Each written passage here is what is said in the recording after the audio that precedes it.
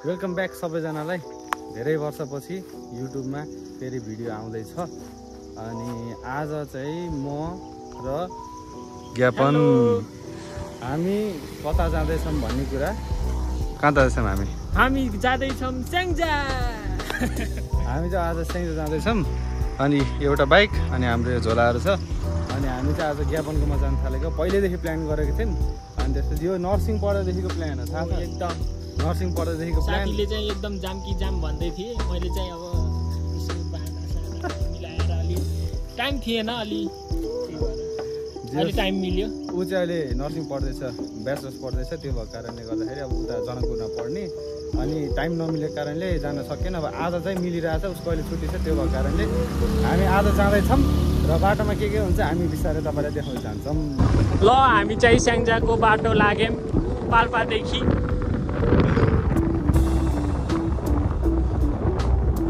मिठो बिहानको 8 बजेको छ। घाम पनि राम्रो लागेको छ, मौसम सफा छ।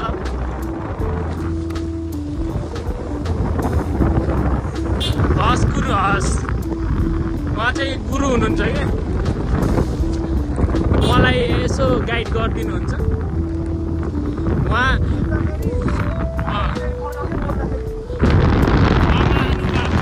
एक महिनामा दुईवटा लङ ट्रिपहरू सक्नु छ। एउटा चाहिँ भुजुङ जानुभयो, त्यहाँबाट कबाले रमाइलो भयो उहाँलाई। अहिले चाहिँ स्याङ्जा जाँदै हुनुहुन्छ, त्यहाँबाट वाइल्ड रमाइलो गर्दैछौँ हामी है त गाइज। तर कस्तो के अप्ठ्यारो लाग्ने कि क्यामेरामा? तिमीलाई कस्तो लाग्थ्यो पहिले पहिले?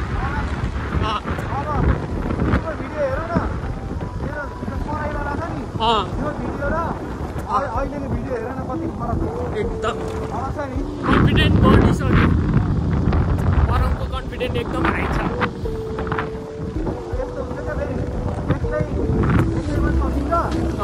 साथी भयो भने त एकदम बोल्ने कुराहरू आउँछ क्या होइन?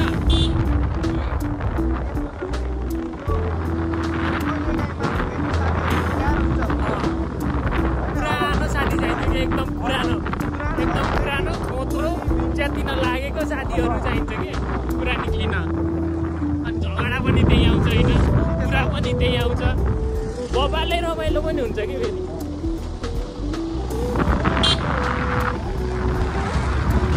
एकदम हामी 1.5 घन्टामा स्याङ्जा पुग्नु छ। स्पिड चाहिँ बढ्दैछ, यहाँ 50 स्पिडमा कुद्दैछौँ हामी। 50 1-2 त बढिहाल्छ नि।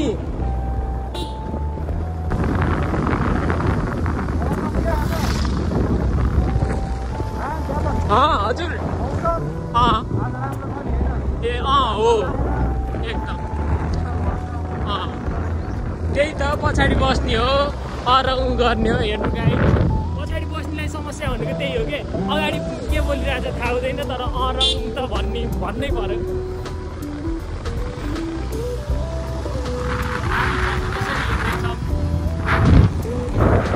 बाइक राइडर होइन, बाइक। हामी अब आर्य भन्ज्याङ प्रवेश गर्दैछौँ।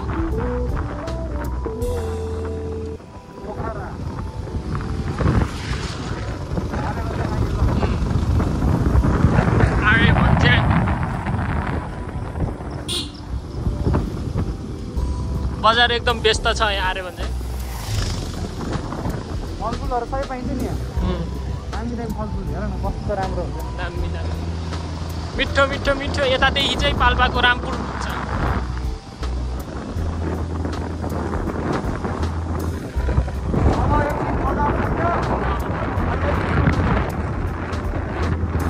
ठिक छ, म पनि फर्स्ट टाइम हो पाल्पातिर।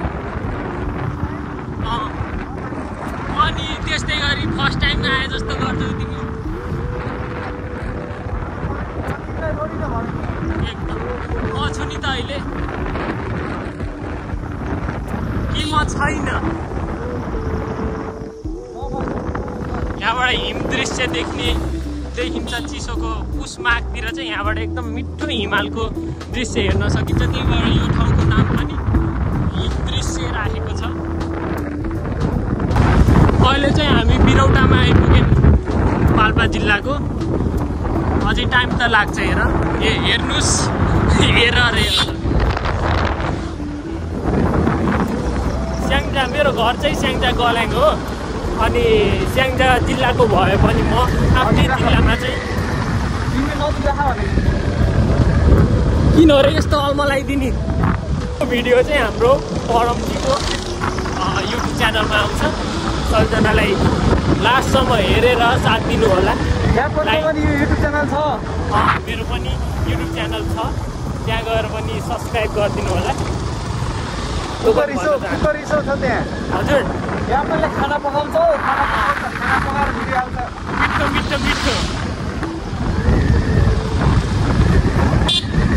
कता कता घुमेछौ त जे होस् म यस्तो के सर म आफ्नो जिल्लामा एक्सप्लोर गरेकै छैन के मेरो पनि फर्स्ट टाइम हो जहाँ जहाँ हामी जता जता जान्छौँ नि त्यो सब मेरो फर्स्ट टाइम हो हामी जे होस् हामी एक्सप्लोर गर्नुपर्छ नयाँ ठाउँ हो तर म आफ्नो जिल्लाको त्यो उसहरू भ्रमणहरू नगरे पनि अरू ठाउँहरू चाहिँ मजाले नै घुमेको छु है त कता कता कता म चाहिँ सुरुमा अब पाल्पाको तानसेन चाहिँ सबै थाहा छ लगभगै 4 वर्ष बसेको थियो नि त त्यो 4 वर्षले चाहिँ एकदम राम्रोसँग घुम्ने मौका जुरायो होइन अनि त्यसपछि चाहिँ बुटोल मलाई मजाले थाहा अनि त्यसपछि पोखरा पनि थाहा छ अनि त्यसपछि अहिले चाहिँ म जनकपुर छु कि अनि त्यहाँ पनि राम्रै थाहा छ कि अहिले अनि त्यसपछि चाहिँ म झापातिर नि पुगेको छु जे होस् आफ्नै ठाउँ चाहिँ म राम्रोसँग घुमेको छैन त्यसमा चाहिँ एकदम दुःखको कुरा छ है त आज घुम्यो परम सरसँग एकदम घुमिन्छ आफ्नै ठाउँ आफ्नै साथीसँग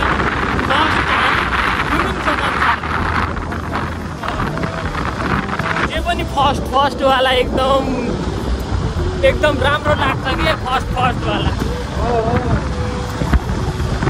कि कसो परम सरले चाहिँ एकदम राम्रोसँग सेफसँग चलाउँदैछन् मैले भन्न लगाएको होइन होइन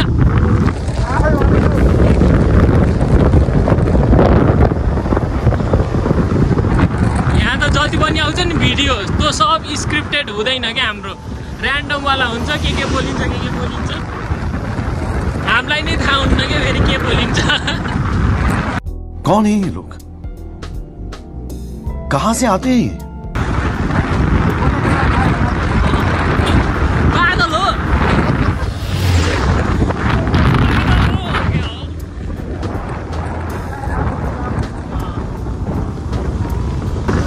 परम सरको एकदम इन्ट्रोडक्सन दिन चाहन्छु परम सर भनेको एकदम मल्टी ट्यालेन्टेड सबै फेमस के जहाँ गयो त्यही फेमस त्यस्तो मान्छे हुनुहुन्छ उहाँ नगएको ठाउँमा रमाइलो नै मतलब त्यो रमाइलो नहुने कुरै हुँदैन कि उहाँ गयो कि रमाइलो भयो त्यही भएर उहाँ एकदम कम्पलसरी हाम्रो ग्याङ त्यो ग्रुपमा चाहिँ सामेल हुनु नै पर्छ यहाँदेखि चाहिँ गैडाकोट अनि भरतपुर चितवनसम्म चाहिँ पुगिन्छ है त यो बाटो यतादेखि लागेको चाहिँ पोखरा वालिङ स्याङ्जा पुगिन्छ यो चाहिँ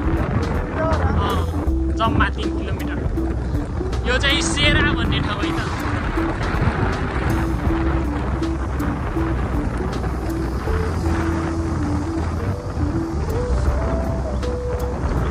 मकैबारी दर्याम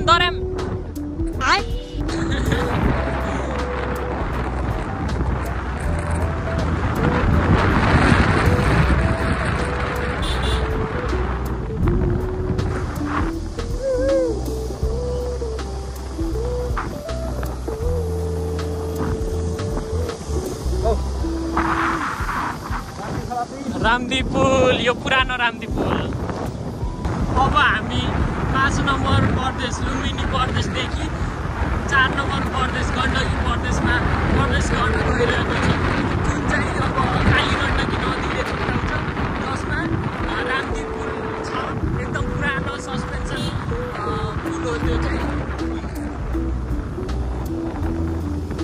अनि अर्को नयाँ पुल बन्न लागेको छ कि रामदीप पुलमा के अर्को नयाँ पुल बन्दैछ कि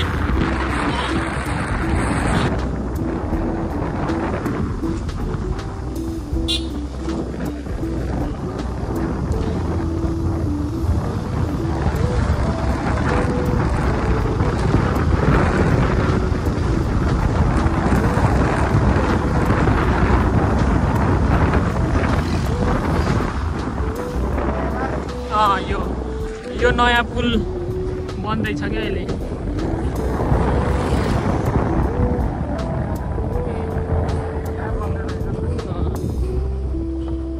यो चाहिँ कालीगण्डकी पुल र ल सर कस्तो भयो त अब राइड कस्तो भयो? यो चाहिँ रामदी पुल हो। अर्को बन्दै रहेछ यो होइन कालीगण्डकी। यो सबैभन्दा ठुलो हो नि त। यहाँ एरियाकै सबैभन्दा ठुलो खोला हो कि जस नेपालकै ठुलो त होइन होला जस यहाँ एरियाको चाहिँ ठुलो। अहिले अलि बर्खामा बढ्छ नि हेर्नु न त्यहाँ एकदम।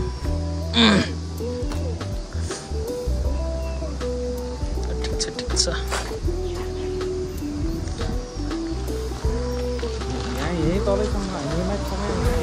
आउँछ यो बढ्यो भने त ठुलै बढ्छ नि। हेर्नु न सबै किन कालीगण्डकी भएको भन्दा यो खोलै यो नदी नै कालै छ कि त्यही भएर कालीगण्डकी भएको कि। तिमीलाई कस्तो भयो त राइड? एकदम बबाल छ। सरको राइडिङ चाहिँ एकदम राम्रो छ।